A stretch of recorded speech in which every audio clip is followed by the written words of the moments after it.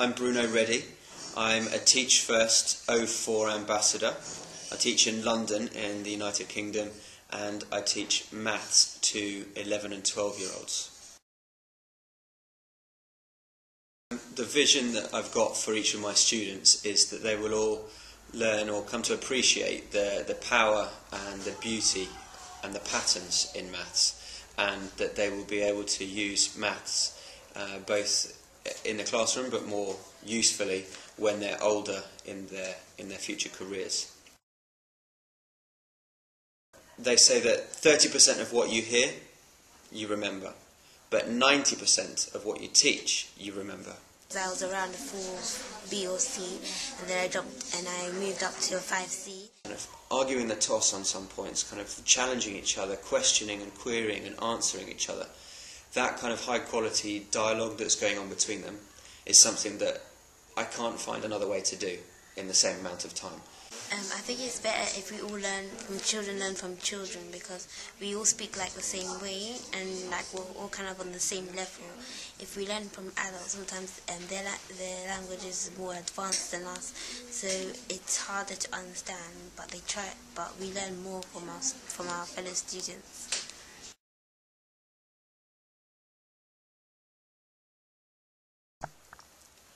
So one of the reasons that I started up peer tutoring was because when my students joined King Solomon Academy, I found that half the class, roughly, knew a lot of the things that we were going to be learning, and they knew those from primary school, and they remembered them and they could apply the skills and they understood the concepts. And I found that the other half were far less secure in what they were doing. And so I needed a way of ensuring that everybody was going to enjoy the lessons, that everybody was going to get something out of them. And by starting up peer tutoring in a mixed ability setting, it's allowed the ones who are secure in the things that we're learning to have experience of coaching and teaching their teammates, and it allows their teammates who are less secure to receive kind of constant input on what they're doing over the course of a lesson.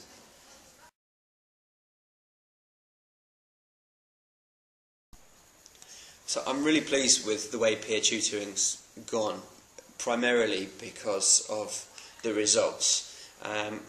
It's really surprised me just how much it's moved the tutors on. When I came to doing their assessments last half term, I found that actually it was the tutors they were all making gains, but it was the tutors who were making the most significant gains.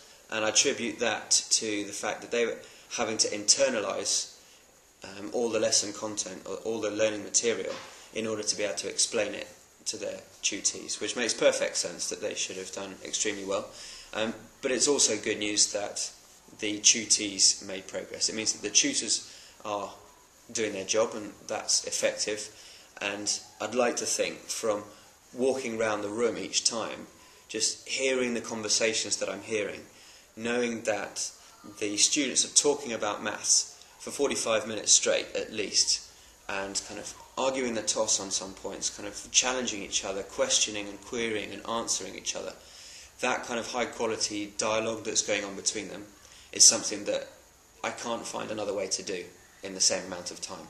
It's not going to be the same as me talking to them, or me talking for a bit and then doing an activity by themselves. This is far more powerful, and even just anecdotally, I find that this is, on a qualitative basis, this is making a big difference, because it's giving a lot of confidence to the tutors in terms of their understanding, but most significantly in terms of confidence, it's building up confidence in the tutees, because they feel that they've got someone to ask questions to. They feel that they've got someone who's right next to them who's going to be able to explain it in a way that they're going to understand. They feel they're going to get heard and get their questions answered. And they've got questions all the time, and if it was just me up at the front, if there was just sort of one teacher in the room, then there would only be so many questions that I could answer. But with 11 teachers in the room effectively, then there's far more questions that can be answered. And also I think behaviourally, there was some tweaking I think that I had to do between the pairings, but as time has gone on, the behaviour in the class has improved, because they're feeling constantly successful, like they're going to get something out of maths, that they're going to get something out of the peer tutoring sessions, that they're going to get something out of working with their teammate. Because there was some resistance to start with in terms of working with somebody else. They kind of like to work independently. They'd rather try and do it themselves, but they've warmed to the idea, both from the tutor side and the tutee side, that actually working together is bringing them both multiple benefits. So yeah, all in all, it's worked out very well.